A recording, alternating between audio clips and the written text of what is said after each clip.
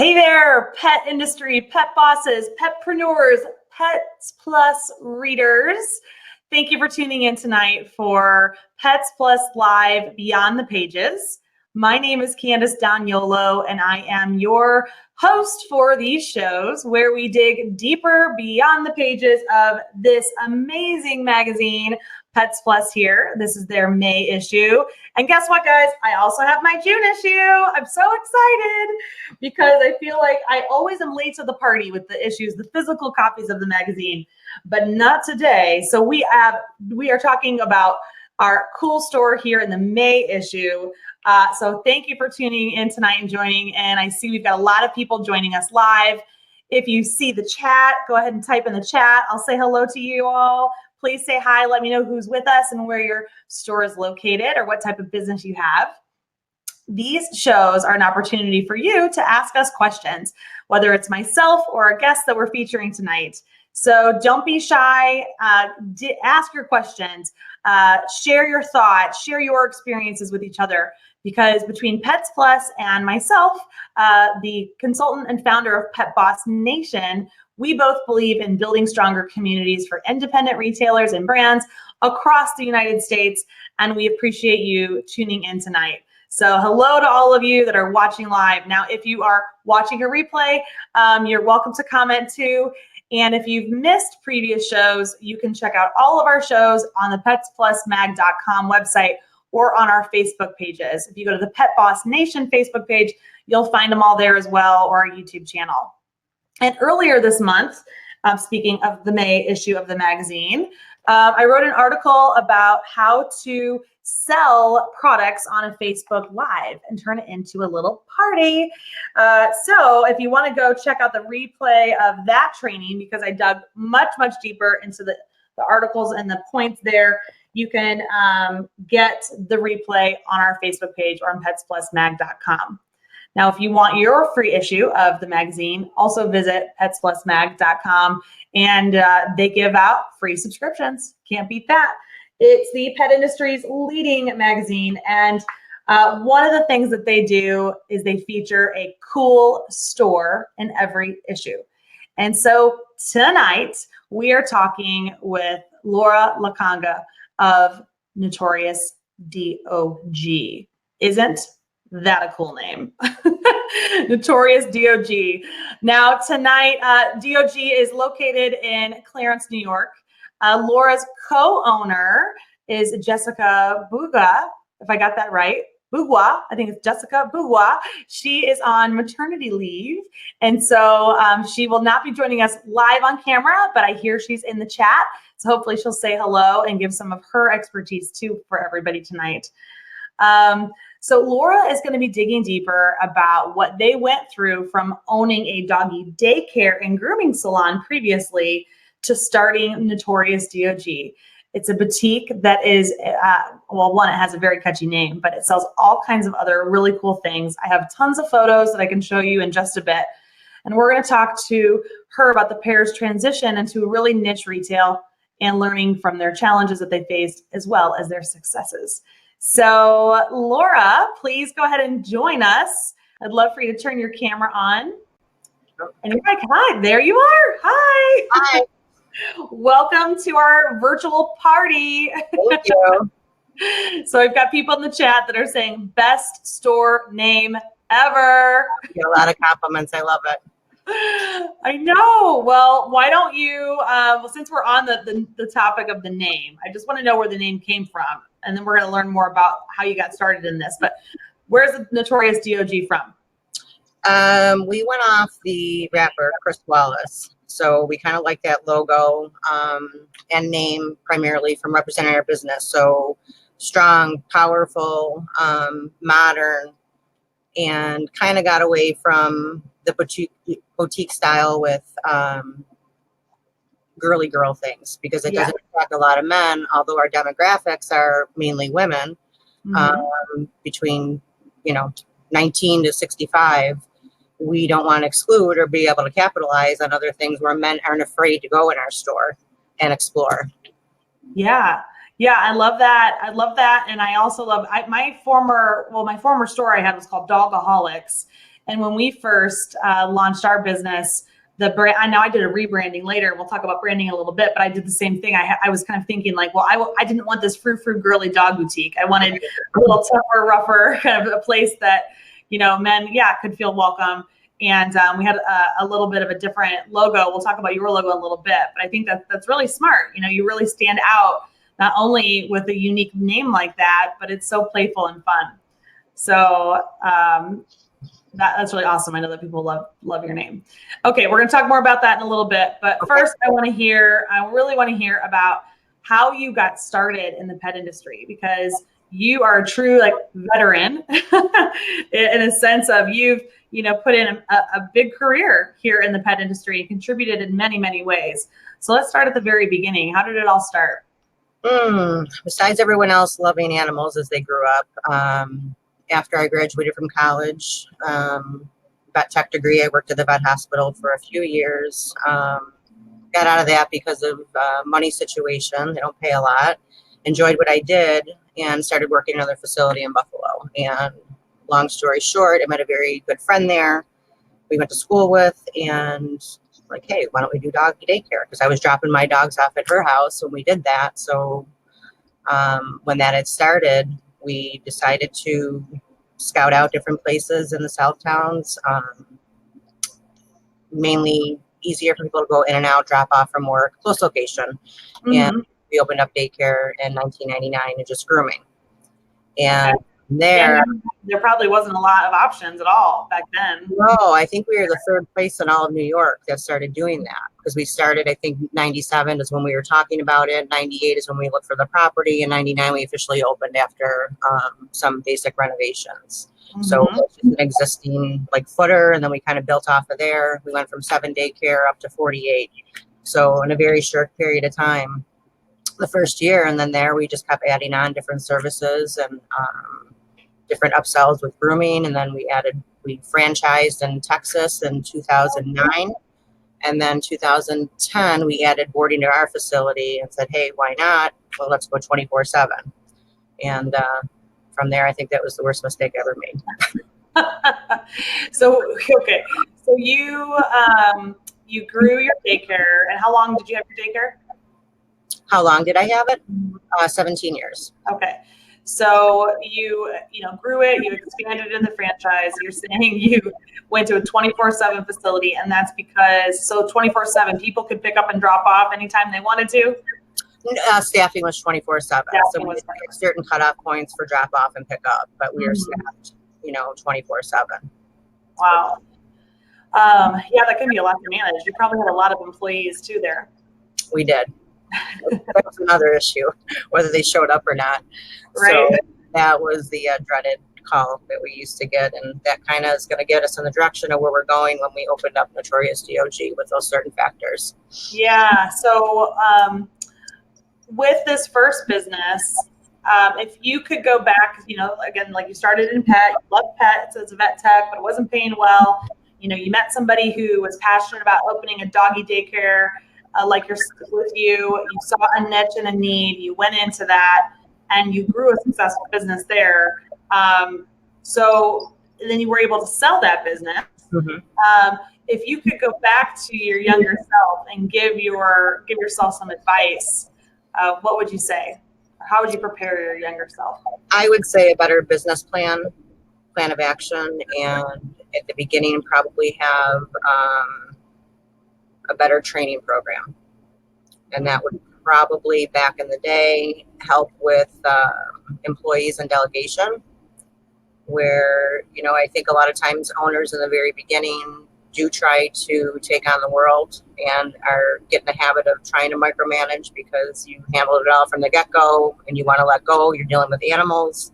It's not like you're dealing with a piece of merchandise, so it's very hard to let that emotion go because you're worried something if and could go wrong. Mm-hmm. And I guess that was one of the biggest challenges. So as we developed and were successful, I think toward the end of the 24/7, and I think I don't want to say this in a bad way. It's a good way for us for retail, but I think a lot of times, and you own daycare, you can tell me if you agree or not. I think the humanization of dogs was a huge factor. Mm-hmm. with the services provided. I mean, we try to do everything we can, and I think we were just getting burned out with that aspect of it. And where can we grow? What can we improve on? And then we started looking into, a different niche in our area. And that made our decision as we were developing and talking and, really playing things out. It led us into this direction. Now, was Jessica, your current business partner with Notorious D.O.G, was she involved in your previous business? She was, yes. So you both owned that previous one? We did. Got it. And then you were like, all right, I've had enough. I mean, was there a buyer that came by? Was it a perfect buyer opportunity? And so that helped push the decision, or were you really ready to transition? We were ready to transition, and a buyer stumbled across us very quickly. So when we were ready to go, we closed within a month after closing the business. We closed on the property within 2 months when we were getting out. That is really fast. That's great. So, yeah. And then how, with this new niche, okay, because a lot of times, I will say, it's funny that I had the opposite experience almost, where I opened my retail stores and then I went into service and I sold my retail and kept my service. And yes, there are more, employee challenges because you're dealing with a lot more employees than you do typically in a retail store, but you don't have inventory, and also, retail can be really, really challenging if but it is. And, you can have to jump through a lot of hurdles. So did you know, now having been in retail for a while, did you, when you made the transition, you thought, oh, it'd be great, we'll go into retail. Did you think that it would be how it's been, or were you surprised by the transition there too? Well, there were definitely some surprises. A lot of surprises where we needed happy hour. But ironically, there were a few places in Buffalo where we're located that we had retail people go into kenneling. So there was a lot of transitioning, think it's better this way, and or don't get out of it, it's terrible. But we did have a business plan. There was a lot of changes for 2016 to 17 when we were opening here. Places were opening and then closing. We've had 3 more closings around the area here. And we had to make certain acquisitions to stay above the market with changes. So that was most important to us to stay afloat and just create a destination store. And that's what we've become. So a lot of times, there's frustration where people come in and you're a showroom and they order on Amazon or, think they're getting a better deal on Chewy. But that's where our part with customer service is going to come in and try to capture them. You're not going to get everyone, that's for sure. But I think, the appearance, the greeting, everyone else has, the boutiques that have the different types of stores, you're frozen. The level of service, your appearance, there are all different things you can wrap around to make yourself sellable and build that relationship. And we can go further on there. I got different bullet points to give some ideas for. Yeah. Well, I love it. I'd love to share, like when we first, picked the time, and you heard that I have my questions I'm going to go through. I heard it in the background when Jen was meeting with you. You said, I would love to get everything as soon as possible because I'm a planner. And I love it because I'm trying better to be a planner. Yeah. And I was like, okay, I love that I heard that about her. I'm going to get her all her stuff sooner than normal. And so, you've had some time to put together some really thoughtful things for us. So I would love, I'm gonna let you just kind of take it from here. I think whatever you really feel like our audience needs to know, or what has helped you be successful, and let's dig in. I want to hear all about it. Okay. All right. So struggling with some challenges. When we built the store, we did design it. So it was a total renovation. It used to be an old insurance office. It was total gutted out. Top to bottom, ceiling to walls. Yes, I have a video. That video you shared, I did try slowing it down. Okay. Oh no, that's the wrong thing. And then I can't have the music on it because then we can't have our replay because of the copywriting. I learned that. I played somebody else's video once, and And then when we loaded it for the YouTube replay, it stopped it because of the copywriting. And so we couldn't have the replay. So let me pull it right up because I agree. I thought that was really unique about the space that you found. Okay, I've got it here now. I'm going to share my screen.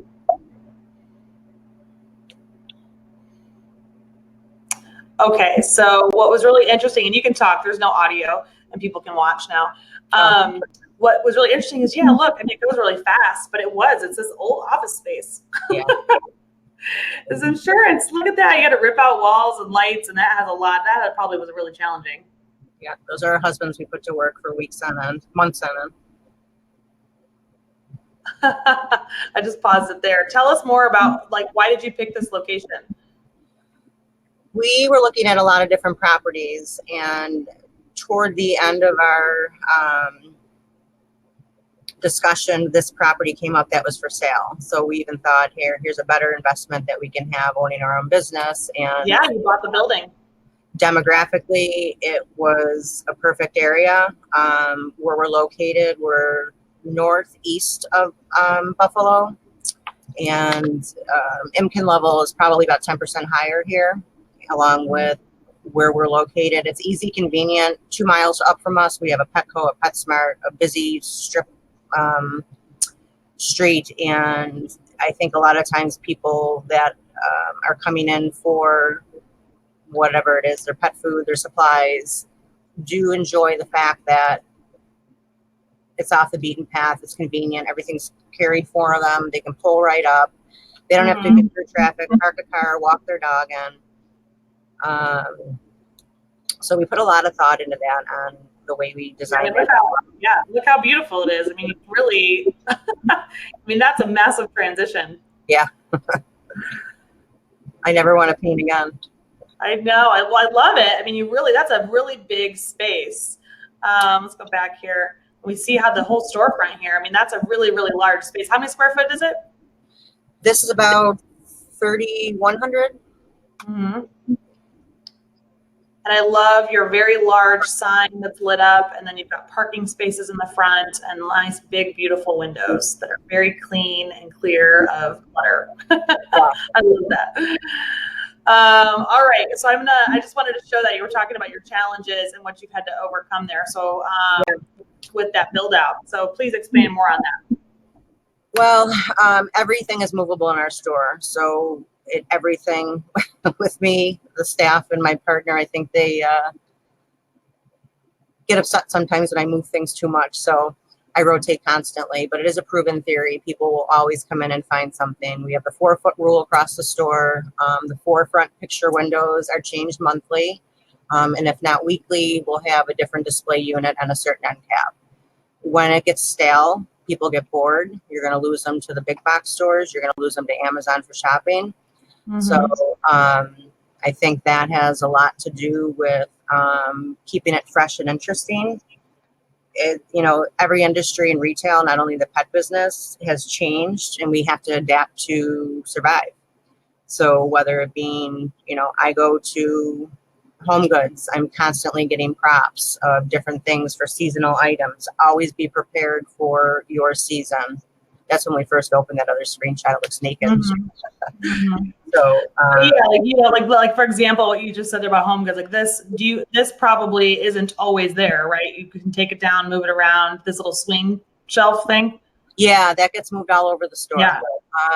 The treat bars on wheels.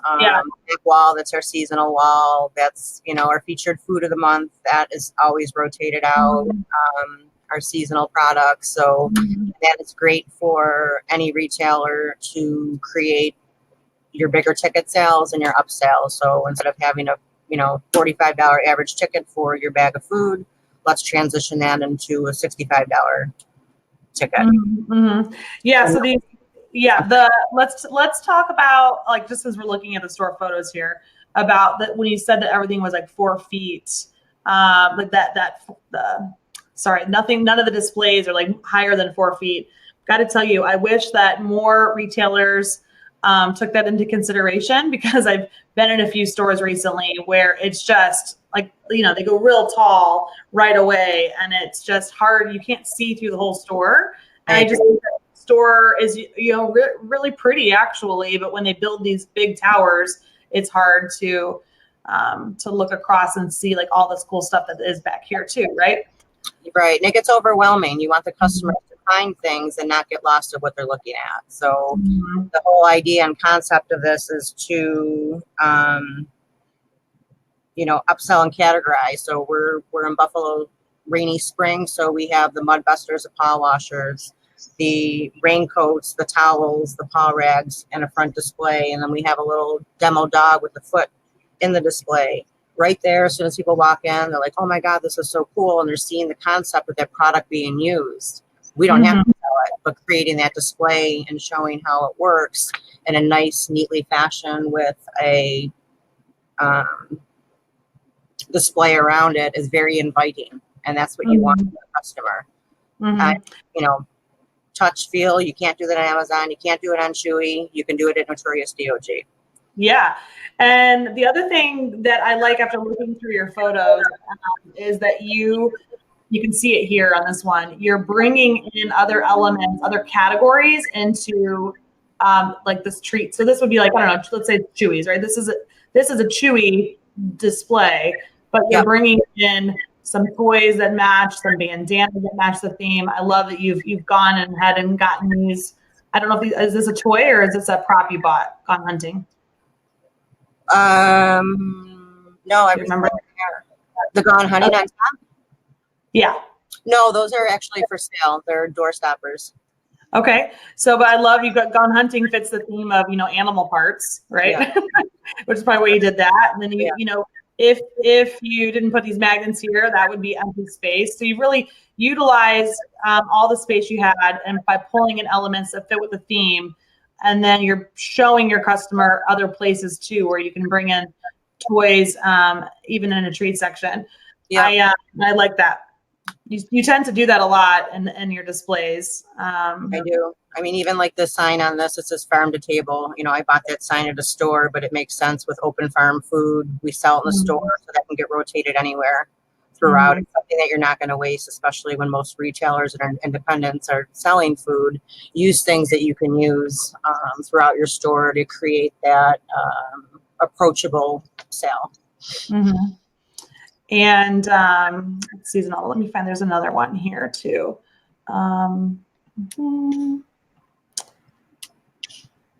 I guess I'm done with it's all for the slides. But anyway, yeah, that let's stop the slideshow. So let's talk about you talked about that food program that's in the window. Would you go a little further on that? Because I think we were so busy looking at your pictures, we maybe hear that. So what we created here is every month we have a featured food of the month, and that individual food, we have an agreement with the representative to offer a discount to our clients, and they will reimburse us back for whatever deal we have. So, this month, I think, or last month was Open Farm. So we had X amount of dollar off per bag. They were featured in the window, as you've seen. Prior to that, we have postcard mailers and in-store coupons that are given out the whole month prior with that company sample. So it gives individuals and your customers that everyone can afford certain foods, like your Origin. They may feed them the best thing you possibly can. So it gives them an opportunity to try it.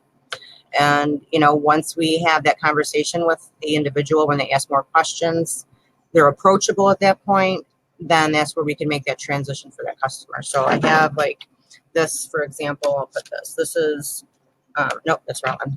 So this is next month's special. So this is already in circulation for June. So that's the front of the postcard. And we create another program where we have rock stars now. So they graduated from VIPs to rock stars, and on the back, you'll see our featured food of the month is going to be Farmina, what the deal is. And then we also offer a store coupon. Now, generally, those have exclusions on them where you can't use it on food and frozen, but now our Rockstar status, we can keep tracking, and we have very good tracking records on pet's name, date of birth, all information, how much they spend. So they're going to get extra bonuses for that point. So always reward your customers. We found that to be honest with you, the past year, and I've always taken things so personally, I think both Jess and I have, where you have a frustrated customer with a return or something, and as an owner, you get angry, you know, and it's, you got to keep your composure, but at the same time, you have to let that go. And at the end of the day, you need to focus on that customer, make them happy, whether they return or not. If they're unhappy, they're going to tell 100 people. If you satisfy them, they may not tell anyone. So yeah, no, it's so true. I have to kind of brush that off my shoulder, and that's one thing I learned. Mm-hmm. Yeah, I agree. It took me a long time to learn that too. I think half of our bad Yelp reviews in the beginning were because I was so tough with my returns. Yeah. They were probably all about me being too strict. So, okay, that is well, first of all, I love that you're doing direct mail. A lot of people don't do that because they think it's not effective. But you have turned it into a program, and it's something they can look forward to, right? Yeah. So, and you're utilizing your brand and humor on the postcards, and I just love it so much. Can you show them again up closer, just so that everyone can kind of get like a little bit of a good look at that, up at the camera?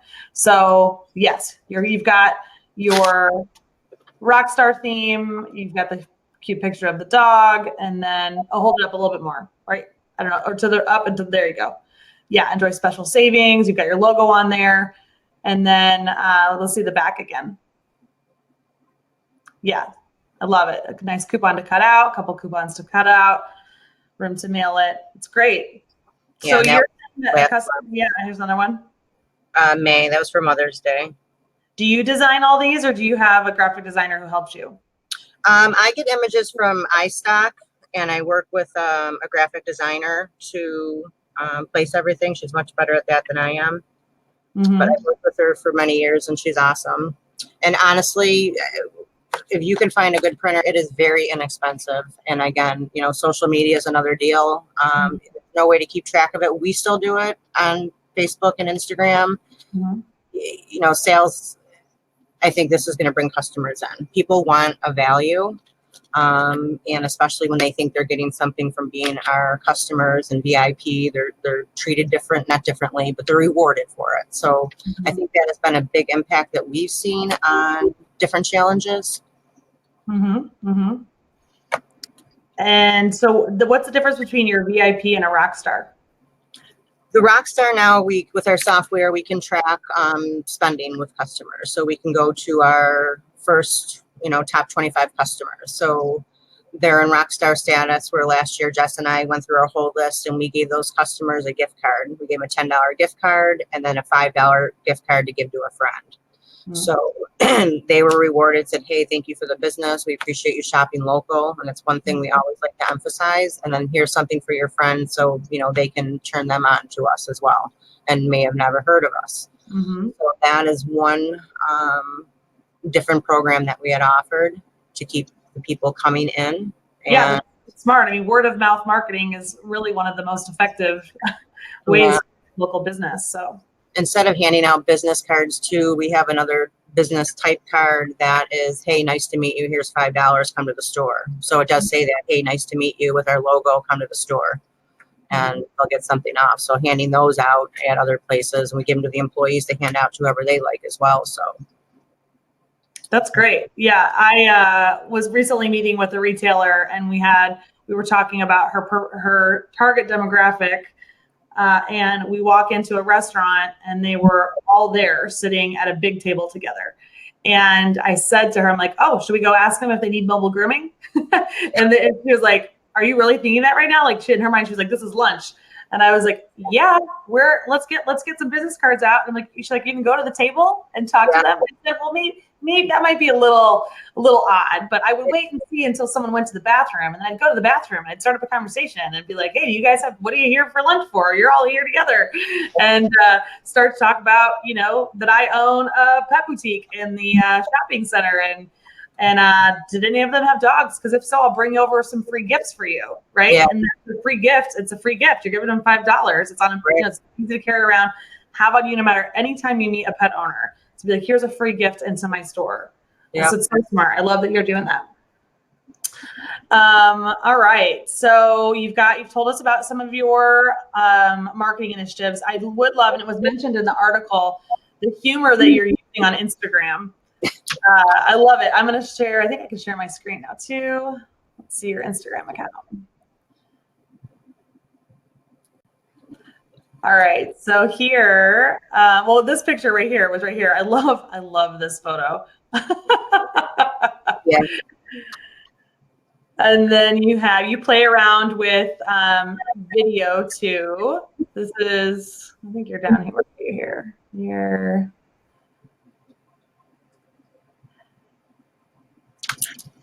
Tell us more about. Look at all. I love all the action shots with the dogs. So here they are. This one is of you wearing a cone. Look funny. Oh, yeah. Our Elizabethan collars. That's totally playful. And then this one. And I love, what is this? Who is this? This is Kirsten. Kirsten. I love, she's got such a playful, the backpack. The backpack was today. That was really cute. Yeah. And then she's always got the very playful expressions when, you're included in the photos together. She's my happy lady. We love her. Yeah. Look at her in the crate here. So that actually goes to when you hire, when we're high in retail, when you're hiring sales associates, you need to find people who are outgoing and want to talk to customers and have fun with social media too. Yeah, engaging is so important, and getting that out of the consumers. You don't want to be a pushy salesman, which we're not at all, but creating that happy environment and cheerful, so much like she is as well. It just starts that conversation immediately. You start talking about your pet, one thing leads to another. By the way, what are you feeding your dog? And it flows right into it. So it's just a really nice transition, and I love that one. Yeah. Do you make a plan for your social media and know ahead of time what you're going to post, or do you? Sometimes Facebook, yes, that's done usually a month or two in advance. Social media, because we do try to get pets that come in with different products and our featured foods, and sometimes we'll use the different apps to create the videos and things. Mm-hmm. So those sometimes are weekly, depending on what products we may have arriving that week or something that's new that will change, or if it's a rainy day like today, we were using yesterday rather, the mud busters and raincoats and things like that. Mm-hmm.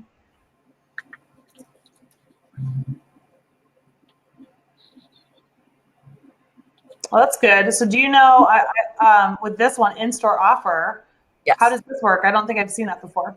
So that's Ziwi Peak is our featured food for this month. So all our VIPs get 20% off their food for this month. And Ziwi Peak, and with the TVs behind me, I don't know if you guys can see that or not. There's two behind each register. And those two TVs there, you can see. Yeah, we can expand your. Yep. Yeah. Oh, wow. Mm-hmm. So those will video loop our featured foods of the month. So those will go all month long. We'll usually have two different video loops on, and that will tell about the food, the branding of the food. People will ask about it. So at checkout, they're always watching and listening to what we have behind us. And on the side of the building, we have four by 5 signage areas, and then that featured food is put up on the sign as well. So now our regulars have learned to see what specials coming up, not only the postcards, the in-store mailers, the TVs behind the checkout, and in store. So we'll have the signage, and we have a chalkboard up front that also emphasizes. So we're trying to catch them at every level to try and experience a new food, sample, and give them some different benefits on it as well. Mm-hmm. And have you found with this type of promotion that you're getting new customers onto these foods who maybe buy commercial brands or big box brands, or are you seeing more that your regulars are rotating? Regulars are rotating for sure. I think those are going to be the transitions that we slowly get into our freezer section, whether it's bones broth, goat's milk, fish stock, the raw toppers, anything like that. So we want to direct them, and that's where we get more creative with the reps that work closely with us and we provide additional discounts. So, we may say, try a bone broth or buy one, get one free, or here's a free pint for you, give it a try. And, we'll come back always. So when they're picking up that bag of food, whether or not they stayed on ZV Peak, they may just use it as a meal topper. We have a lot of trainers that use it. They were turned on by that broth. So I got another customer that's in the freezer section. After that broth, maybe they've experienced some raw, and you get in the conversconversation with them. So that has really helped. And I think from January till now, we did a lot in, different types of products and treats and not so much food when we first opened. So we were going to 40 to 50 to 60 right now from January now. I think I wrote this down today. I wanted to look for you. We're at 63% of food, and that even increased more with our frozen. Wow, you got that 63% growth in food? Yes. Wow, that is really, really good. Yeah, it's been huge. It's a little you. My goodness. And so when did you start your the direct mailer program and featuring a different food every month? Since we opened. Okay, so so people are looking into that, or they're asking for it, and they'll see the signage. So our regulars, but those people that come in, they're greeted, with enthusiasm, not pressured. But I think our employees are I love them. They're very outgoing. They're very helpful and knowledgeable. They have to know their products inside and out, because if they don't know to ramble facts 1, 2, 3 on what this is, it's not going to make that transition for them. And people are going to feel like, the first impression is the best. And if you don't know what your product is and what you're selling, they're not going to have that faith in you, and you may not be able to sell them to the next step. That actually leads into a question we have here from Len. I was just asking, how do you learn so much about your products? And then I have a follow-up question to that, but it's how are you, dedicating time for your team to learn too? So share with us how you learn and then how you get the team involved. We have all educational videos that when they're hired, they have to go through and be certified for those different foods that offer that, and training before that. So, and it takes time. It takes a few months. You're not going to know everything, but we always have a go-to. If they can't answer the question, we will contact the rep or myself or Jess or Kirsten, Debbie. So they have to somewhat be certified or complete their course. Some of them are very basic, but we'll get additional information on each product from our reps. So a breakdown from what it is and doing the calculations on the food, the content, and really knowing how to read that ingredient label for carbs and everything else. So you've built your own little university for them in a sense. Right. So you've taken, as the owner of your business, you've looked at the brands that you carry that are conversation brands in a sense, right? Education brands. And you've gone to that manufacturer and you've said, either looked on their website or you've reached out to your sales rep and said, what resources can you provide to me, right? What videos do you have? What do you have? Right. And then you've saved that, whether it's PDFs or videos, in a place where, and then you've broken it all out and you've made a plan for all new hires go through and have to have probably tracks, right? It's like, okay, for this week, you're on this brand, learn about this brand, talk about the brand with customers, try to sell the brand. And so they really are immersed in that brand for a little while, right? Yeah. Yep. And we always have a go-to. We have a notebook for each different company that will have all their training information, or a go-to if they can't answer a question, we have it available. Yeah. So even down the road, if you're engaged with the customer and you're like, I can't quite remember, they can go somewhere in your store, they grab this notebook, and there's some stuff there. Correct. Great. I love it. It was so good. Awesome. Okay. So do you incentivize them to learn all of these things, or is it just a non-negotiable for the job? Or, how are you finding people who are motivated to want to learn all of that?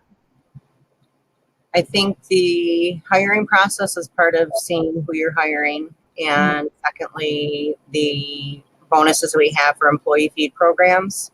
So Jess and I are both very, I think, generous in what we give away to them in food and products, and a lot of different things that come in. We're having a vitamin, a supplement, a kale, a new treat. We will give them, the staff, a sample of that to try. So they read about it, they try it on their pet, they can explain it to the customers, hey, I've used this on my dog. This is what it's great for. It's low fat, it works on their teeth, it helps with breath. So they have the opportunity to use that. Now, are you writing that off as a business expense for them, or are you trying to get credit from your reps? Both.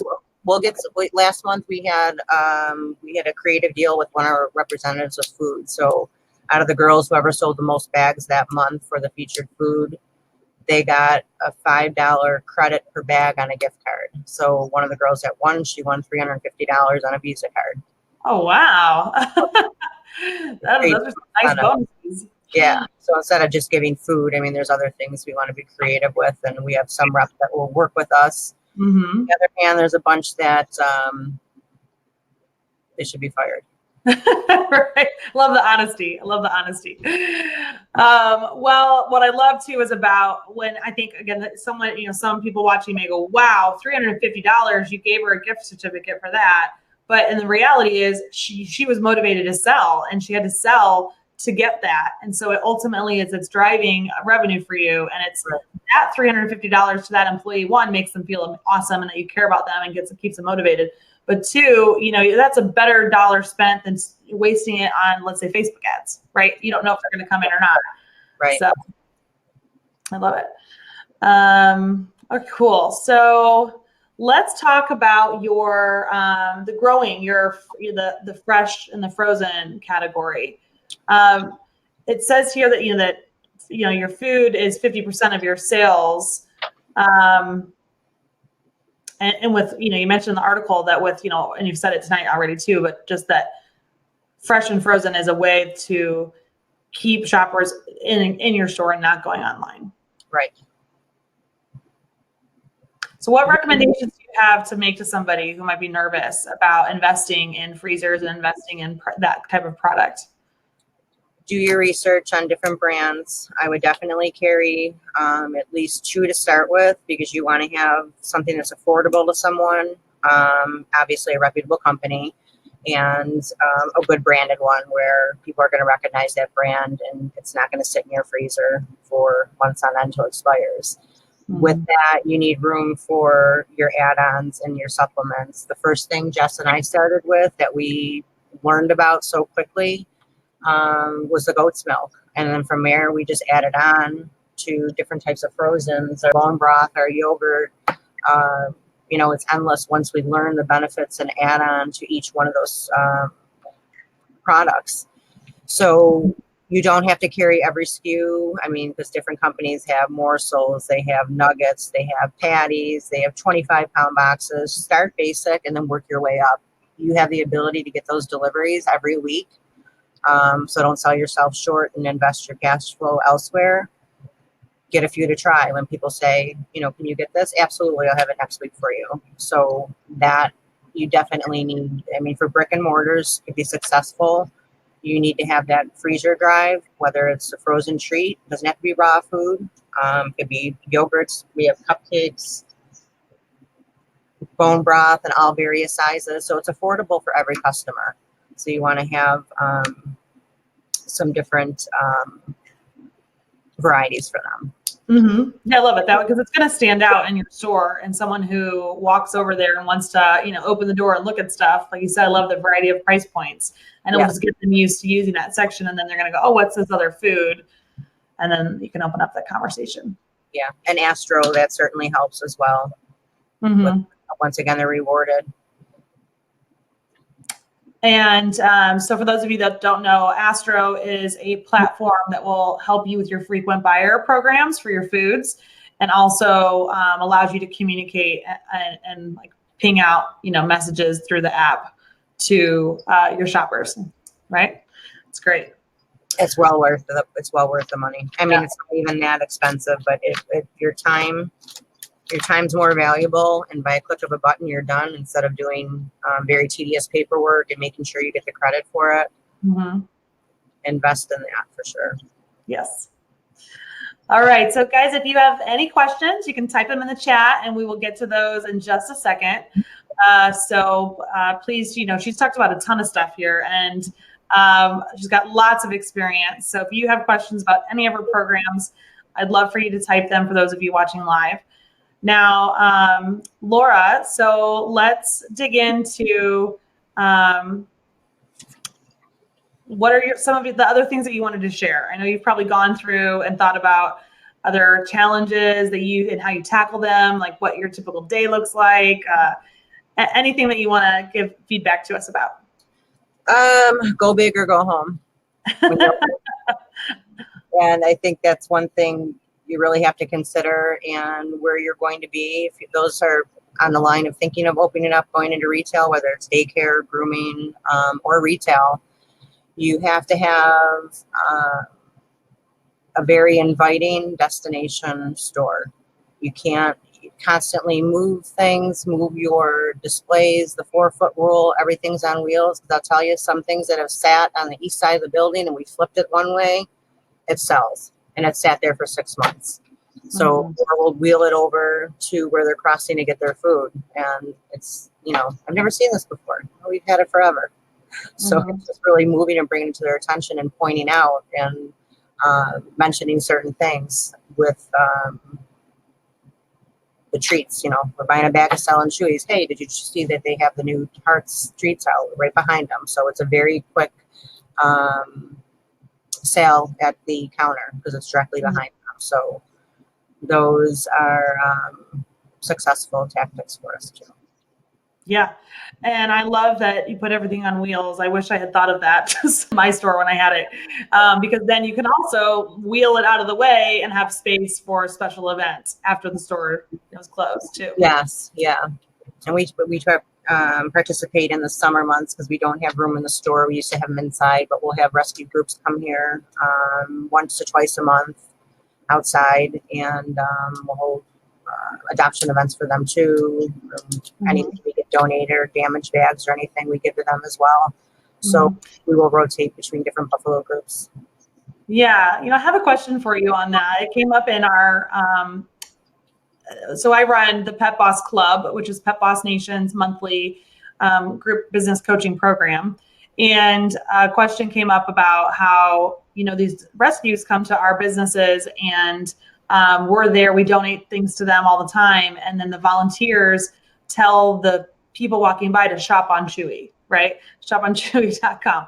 Now I expressed that I think that happens because Chewy has really big programs for these rescues. When they send anyone to buy on Chewy.com through the rescues affiliate link, they get $20 given to the rescue. Yeah. So, which is a significant amount of money. So, and they do other things too. So in your own experience, and just because it came up and it was timely in our group as well, have you found with those rescue groups, when they send people to shop at big box or online, how do you combat that conversation? Do you even bother? Or what other things are you doing that get the rescue groups to fall in love with Notorious D.O.G? They do, and there's a lot of companies that provide them with food, or these, certain breeds will make you buy this food to warranty their dog, which is a crock, but they will, they kind of discreetly do that. I think in some ways are respectful, because I think there's a few times where, we had to give the eye or look or say, this is our business. We donate a lot of money to you, and we're donating our facility for you and help with any adoptions that we can. So most of the groups that we have, they're respectful, not so much for Chewy, but they have their own food. On the other hand, when those consumers come in, here's a coupon, here's a sample, if you have any questions, in a nice way, let's get that dog off that crap and we'll help you get on a better food. So it will work. And you know what? We're normal, down to earth people. We're very approachable, and I think people respect that a lot.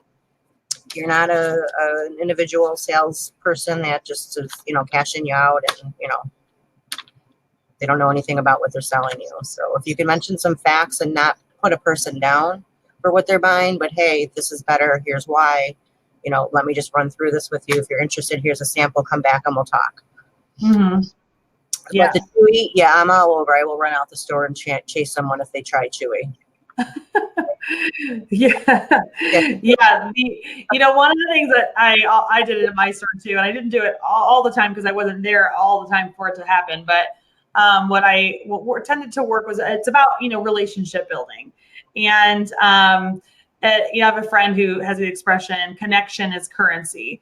And when you can connect with these volunteers who are coming for your adoption day and build a relationship with them, they're going to be more likely to recommend your store. Mm-hmm. So, when they get there, if whoever the sales associate is or the managers or owners of the businesses yourself, be prepared to greet them, introduce them, show them where the bathroom is, let them know. You could even give them a tour of the store and say, these are the types of things that we sell.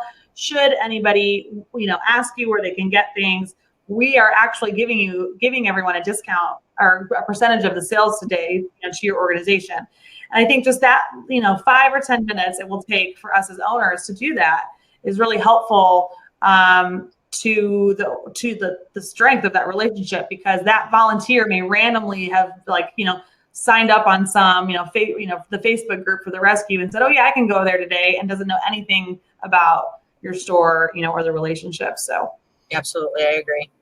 Yeah. Okay, we've got Carly has a question about Astro. Just that, it says, can Astro be a loyalty app for any store? Yes, it is. It's one that goes across the board. Any store can integrate with it. There are some point of sale systems that sync with it. What point of sale system do you guys use? We currently use Intuit point of sale. Okay, yeah. So I think Lightspeed is one that is integrates. So there's a little bit more conversation between the platforms, but you don't have to have it integrate with your POS. All right. Let's see here. I would love to know what pisses you off in the pet industry. Where can I start? A lot of things. I think the biggest thing where I am now in retail is the showroom shoppers. I really have to keep my composure and try to remain respectful and try to approach those customers in a different way. But when I see them taking pictures and looking at prices right in front of me, we have a different strategy to approach that person. Hey, what are you looking for? Chewy's not any cheaper, and we will. And Kirsten is very good at this too. When we have a customer, we'll pull Chewy up right then and there. Here, you're not getting this. The price is not any cheaper. You don't know where the food was stored or how they're getting it. You're not getting the frequent buyer program with us or them. And every $2.50 you spend in the store, you get 10 off on top of the monthly flyers, birthday club, the Rockstar rewards. So they're getting a heck of a deal on everything, not knowing because of the, somewhat false advertisement that they're having customers believe. Mm-hmm. So you win some, you lose some, I guess. You're not going to win everyone, but I try to make a point to hurdle over the counter and see where I can help them. I love that. Like, what are you looking at on your phone? Yeah. And then they'll put it away occasionally. Some people will say, well, this is cheap. I get this for Chewy. And do you honor the price? If it is cheaper ever, do you honor the price and say, stop buying it from Chewy, I'll give it to you the same price? Never had that situation happen. Okay. The only things we were approached about was, case prices and, buying 4 bags at a time. But there's breeder programs that Astro offers. And again, working closely with a lot of our food reps that we do a lot of volume with here, they can always add some different value in co-op. So whether it's for marketing, advertising, in-store deals, prizes, incentives, free products, try to utilize everything you can and build that bond with them, because at the end of the day, you're putting money in their pocket and they're going to reward you for it, and we can pass that savings on to our customers.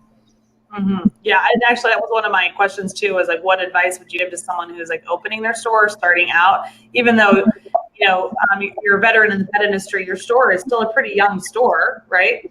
Right. And so, but you already have a lot of expertise, I feel like, and you're starting off really strong, which kudos to you. My gosh. But one of the things I was going to say is that advice for someone opening, that was something I didn't realize that brands would help pay for some advertising, or that brands reps and would get involved with. I just had to put the requests in, right? I just had to ask and to see what they were open to doing. Right. And if we don't ask, we don't know, right? So it's good. All right, everybody. Well, let's see here. If there's any last questions, please type them in the chat. I'd love to know, what's the biggest lesson you've learned in business? The biggest lesson I've learned. Let it go. Let it go. Try to see the positive. Try to see the positive. That's right. Yeah, And letting go soon, like as soon as you can let it go, the better, instead of festering over something, right? you can't. You have to make a solution and move forward. Otherwise, it's gonna eat you alive. And it probably took me 17 years to learn that, honestly. And you can't take everything personally, but you have to let it go, have a solution, and start fresh. It's gonna just improve your overall energy, your business. Yes, I agree. I agree totally. There's no sugarcoating. No sugarcoating. Yeah. And that's also, it kind of leads into some of the best advice that you've gotten from your dad. Yes. I think. What was that? Please share that with us. What you always said. Oh, I always use this. Today's the first day of the rest of your life. It was always, I don't even know whose quote it was, but he always used it, and I do too. So give it all you have. Excuse me. Kermit the Frog's coming out. Yeah, give everything that you have, and that's pretty much how I live day to day. And my husband calls me the Energizer, the tornado. So I guess everything you do, it could be done tomorrow. So give it your all, and I will do that. It's like until I'm done with what I have to do for the day and creating that type of environment and build our business. I got to put a check mark. It's done, and then we tackle the next day. Mm-hmm. There's too many. There's a lot of competition out there, and you have to stay on top of those challenges. Be creative, for sure. Mm-hmm. What I love too about that, today's the first day of the rest of your life. It's like, if you are sitting, to your point, if you're sitting in that, holding on to any anxiety or anger or stress, learning to let it go sooner, because today is the first day of the rest of your life. And do you want the rest of your life to continue in this emotional state that you're in or not? Right. So you might as well, again, let it go and start fresh. First day. Either that or go in the back room and punch a wall. Yeah. Oh, and so tell us about your dad. Did he play a big impact and role in your life and your business? He did. He was with us when I had daycare. So him, along with other family members, probably they all said, "You're nuts. You're not going to make it. You're not going to. Who's going to pay for daycare? That's ridiculous." But yeah, he was very influential in my life when he was alive. He was an accountant, investor, and a workaholic, a go-getter. And from the day, I had to work for everything that I had. I was an only child. I would never be spoiled like one. So you had to work for it. So it created that ambition and drive. I think that's in me naturally. And led me into an entrepreneur. Yes. Yeah. A very successful one at that. Congratulations to your success. And thank you so much for sharing with us tonight. I love all your programs. Your store is beautiful. Your branding is really, really cool. And it's obvious to me why you were picked as a coolest store in the Pets Plus magazine. Very obvious. So thanks for joining us tonight. For anyone that's watching the replays, you can put your comments in, and Pet Boss Nation, my team and I will go back and answer those questions. And don't miss out on next month, the June issue. We're going to be digging deeper into the article that I wrote for this issue about how to prevent ghosting in the workplace. Is that a problem you've had to deal with, Laura? Ghosting, where like you either, it usually always happens in like their first few months. Something they just like don't show up for interviews, don't show up after a week's worth of training. You know, Yeah, then they don't. That was the old business, and yeah, that was probably the icing on the cake. Yeah. I don't. So yeah, there's an article in the June issue that I wrote about that. And we're going to be digging deeper for a lunch and learn training, and that is going to be on Wednesday, June 19th at 12 p.m. Eastern. It's Wednesday, June 19th at 12 p.m. Eastern. And then our cool store interview for June is with the Green Canine, and that is on Thursday, June 27th at 7 p.m. Again, Thursday, June 27th at 7 p.m. with the Green Canine. All right, any parting words, any final thoughts for us? I'm all set. I think there's probably a lot more to talk about, but I'll cut myself off. I'm sure. Well, I mean, I'm sure we could talk for hours and share all kinds of secrets here. But I know that everyone leads a very busy life, working in their shops, and then they come and listen and learn from our experts that are in the magazine. So again, thank you, Laura, for participating. And thanks to everybody else for watching, because we are stronger together. That's what we believe at Pet Boss Nation and at Pets Plus Magazine. And we couldn't have a strong, independent community without everyone's involvement. So thank you. And make sure to tell all of your pet industry friends about us and to tune in. So everyone have a great night and go lead the pack. All right. Thank you. Bye.